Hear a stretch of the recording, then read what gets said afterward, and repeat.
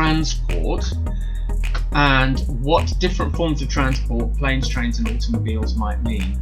So the funny thing about this whole subject is the first thing to think about when you're thinking about transport is not actually to think about the thing itself at all, because every form of transport is always in an environment. If you are in a car is on the ground. Car runs on the ground. If you're in an aeroplane flies through the air. And if you're in a boat's always got to do with water. So the first thing to think about really is like, well, what do each of those mediums in which it travels mean, right? So just briefly, we know from Genesis that God says, we're made from the dust of the earth, right? That's what God formed us from. So when we talk about anything that's in touch with ground or earth or mud, it's often to do with humanity and human things.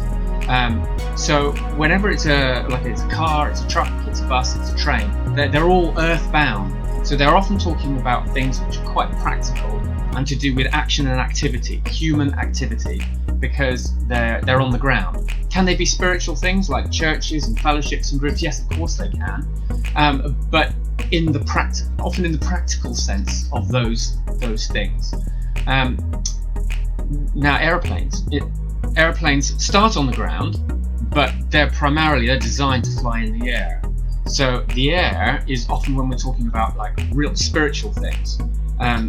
As you go up through the air in a sort of spiritual geography, Paul talks about going up to the third heaven. It's like, and in the imagination, the heavens are kind of out in, the heaven and the heavens. We talk about stars being heavens.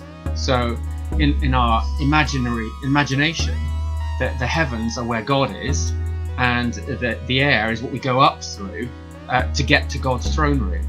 I'm not going to get into too much theology about it, but it's a spiritual thing. So it's moving in the spirit, it's prophetic things. When you talk about aeroplanes, they're primarily things that to do with the spirit.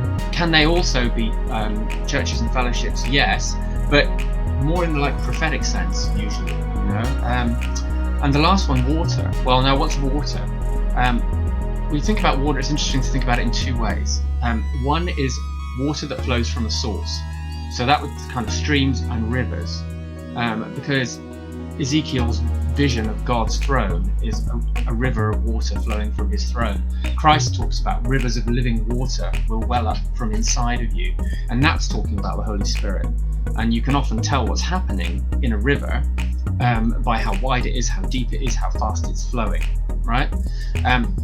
When you're talking about larger bodies of water, then that's often spirit in the larger sense, because those bodies of water rest on humanity. So as do actually streams and rivers. So it's talking about the spirit, like a big lake might refer to the spirit of a region, and the spiritual thing about a region.